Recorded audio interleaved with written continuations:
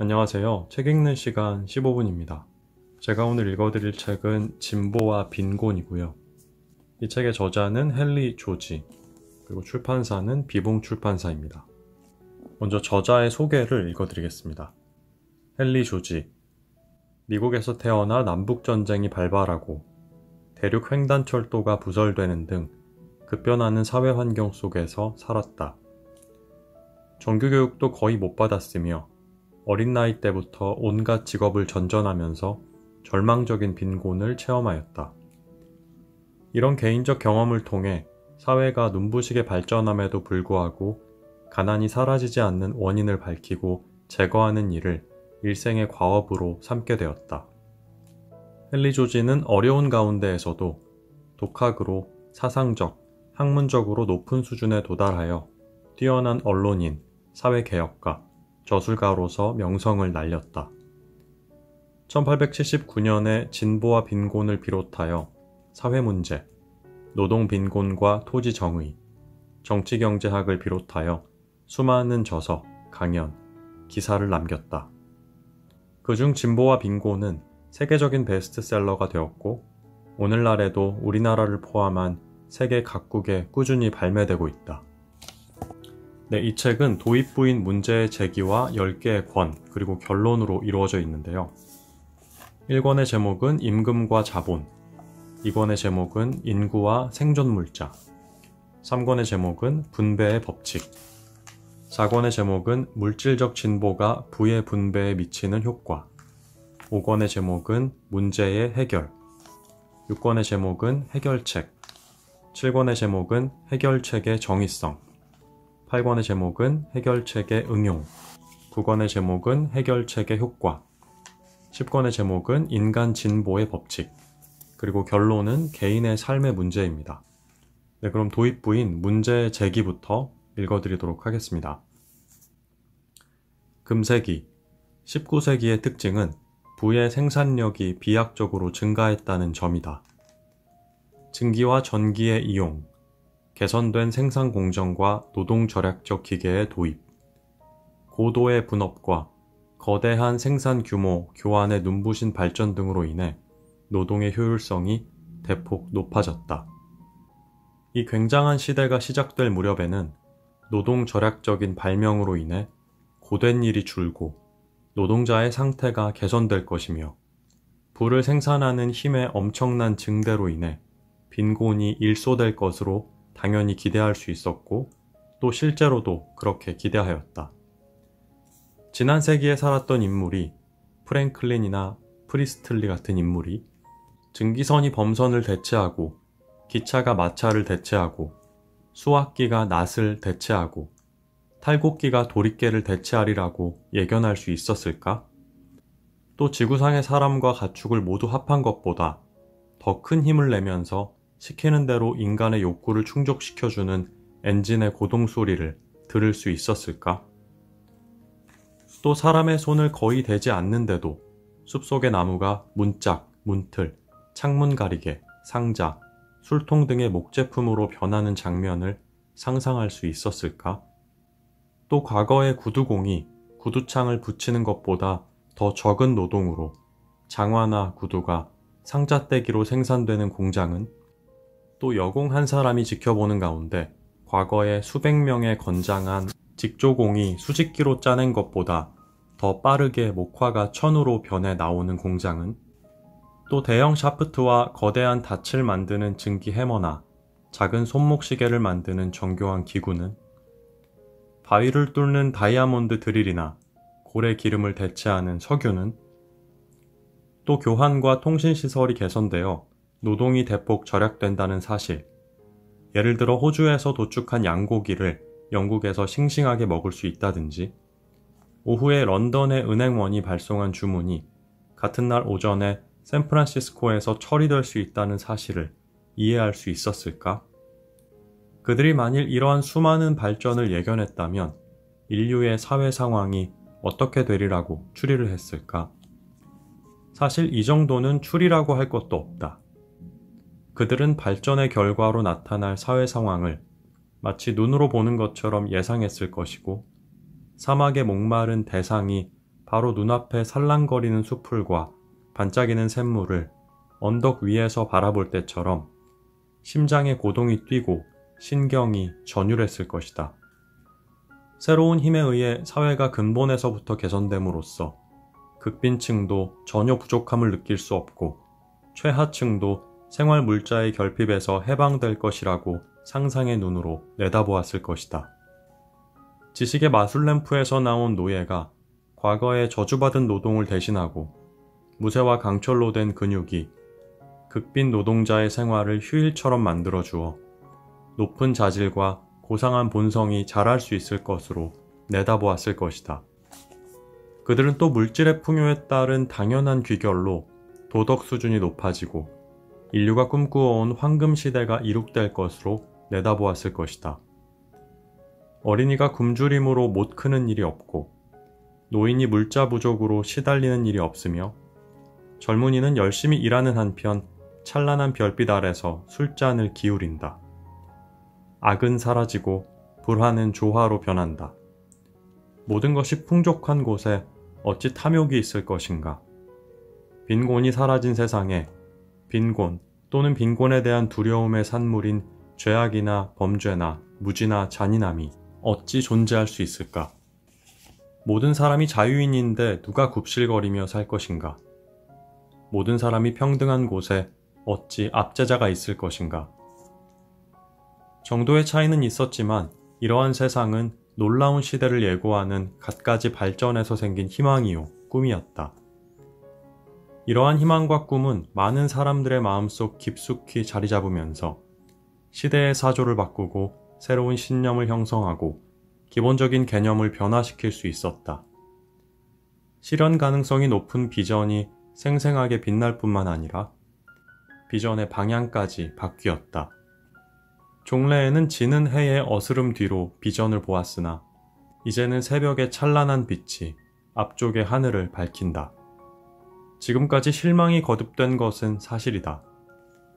꼬리를 무는 발견과 발명도 휴식이 절실하게 필요한 계층의 고된 일을 덜어주지 않았고 빈민에게 생활의 여유를 주지도 않았다. 그러나 사람들은 이 실패에는 이런저런 다른 원인이 있었다고들 생각했기 때문에 새로운 믿음은 아직까지 줄어들지 않고 있다. 극복해야 할 어려움이 많은 줄 알면서도 시간이 지나면 그 어려움이 반드시 극복될 것으로 믿어왔다. 그러나 이제는 분명한 사실을 직시하지 않을 수 없다. 문명 세계의 모든 곳에서 들려오는 소식은 불황, 비자발적 실업, 자본의 낭비, 기업인의 자금 부족, 노동자 계층의 빈곤과 불안이다. 많은 사람들이 흔히 힘든 시대라는 말로 표현하듯이 죽을 것 같은 둔중한 통증, 미칠 것 같은 예리한 고뇌가 오늘날의 세계를 괴롭힌다. 이러한 현상은 정치제도나 정부 재정이나 인구 밀도나 사회 조직에 관계없이 공통되어 있기 때문에 일부 지역에 국한된 원인으로는 설명할 길이 없다. 대규모 군대를 유지하는 나라에 고통이 있는가 하면 군대의 규모가 미미한 나라에도 고통이 있다. 보호무역을 실시하는 나라에 고통이 있는가 하면 무역이 거의 자유로운 나라에도 고통이 있다. 독재정부가 지배하는 나라에 고통이 있는가 하면 정치 권력이 전적으로 국민의 손에 있는 나라에도 고통이 있다. 지폐를 사용하는 나라에 고통이 있는가 하면 금과 은을 화폐로 삼는 나라에도 고통이 있다. 따라서 우리는 이 모든 현상의 밑바닥에 있는 어떤 공통의 원인을 찾아내야만 한다. 우리가 산업 불황이라고 묶어서 이야기하는 각종 현상은 물질적 진보에 항상 수반하며 물질적 진보가 진전될수록 더욱 뚜렷이 나타나는 어떤 현상이 강화된 상태를 의미한다. 이런 점을 생각하면 불황에 어떤 공통의 원인이 있다는 것, 그리고 그 원인은 물질적 진보 그 자체이거나 또는 그에 밀접하게 연관된 무엇이라고 쉽게 추론할 수 있다. 물질적 진보가 뚜렷이 성취된 곳, 즉 인구가 조밀하고 부가 풍족하며 생산과 교환의 장치가 발달된 곳에는 빈곤이 가장 심각하고 생존 경쟁이 치열하고 비자발적 실업이 팽배하고 있다. 노동자가 높은 임금을 얻기 위해 이민해 가고 자본이 높은 이자를 얻기 위해 흘러들어 가는 곳은 물질적 진보가 아직 초기 단계에 있는 신생 지역이다. 그러나 물질적 진보가 후기 단계에 이른 기성 지역에서는 굉장한 풍요 속에서 빈곤이 널리 존재한다. 앵글로색슨의 활력으로 진보가 갓 시작된 곳, 생산과 교환의 방식이 아직 거칠고 비능률적인 곳, 부의 증가가 대단하지 못하여 안락과 사치 속에 사는 계층이 없는 곳, 가장 좋은 집이라 해도 오두막 수준이고 옷감이나 종이의 질이 보잘것없고 부자도 매일 열심히 일해야 사는 곳에 한번 가보라. 거기에는 큰 부자도 없지만 동시에 거지도 없다. 사치도 없지만 동시에 절대 빈곤도 없다. 놀면서 편안하게 살거나 매우 잘 사는 사람도 없지만 동시에 누구든지 생계는 꾸릴 수 있고 또 일할 능력과 의사만 있다면 궁핍에 대한 두려움으로 고통받지 않는다. 그러나 이런 사회가 모든 문명사회가 지향하는 상태를 이룩하고 물질적 진보라는 기준에서의 진전을 이루면, 즉 주거 밀도가 높아지고 다른 지역과의 관계가 긴밀해지고 노동 절약적인 기계가 많이 이용되어 생산과 교환의 경제성이 높아지고 그에 따라 총량 및 1인당의 부가 증대되면 빈곤 문제는 더 어두워진다. 일부 계층의 생활은 무한정으로 개선되고 편리해지지만 나머지 사람들은 생계를 꾸려나가기도 힘들게 된다. 기차가 생기면 불황자도 생기고 물질적 진보가 이루어져서 고급스러운 주택, 상품으로 가득 찬 창고, 거대한 교회가 생기면 빈민구호소와 감옥도 틀림없이 생기게 마련이다. 가스등이 켜지고 제복 입은 경관이 순찰을 도는 거리에는 거지들이 행인을 기다리며 대학과 도서관과 박물관의 그늘에는 먹콜리가 예견했듯이 훈족보다 무섭고 반달족보다 세찬 야만인의 무리가 있다. 이러한 사실을 어느 사회든 물질적 진보가 지향하는 상태로 발전하면 빈곤과 그 관련 현상도 같이 나타난다는 굉장한 사실을 통해 우리는 진보가 일정한 단계에 이른 곳마다 발생하는 사회 문제는 어느 지역의 특수한 사정에 기인하는 것이 아니라 어떤 식으로든 진보 그 자체에 의해 발생됨을 알 수 있다.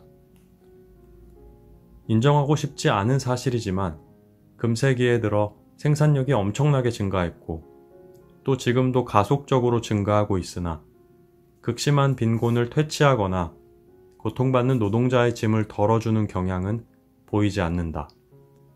오히려 빈부격차를 더 심하게 하고 생존 경쟁을 더 치열하게 만들고 있다. 꼬리에 꼬리를 이은 발명의 덕으로 인류는 한 세기 전에는 꿈도 꾸지 못한 힘을 갖게 되었지만 고도의 노동 절약적 기계 장치를 갖춘 공장에서 어린이들이 일에 시달리고 있다. 새로운 힘이 만개한 사회에서 대중이 자선의 의지에서 살아가거나 그 한계선상에 있다.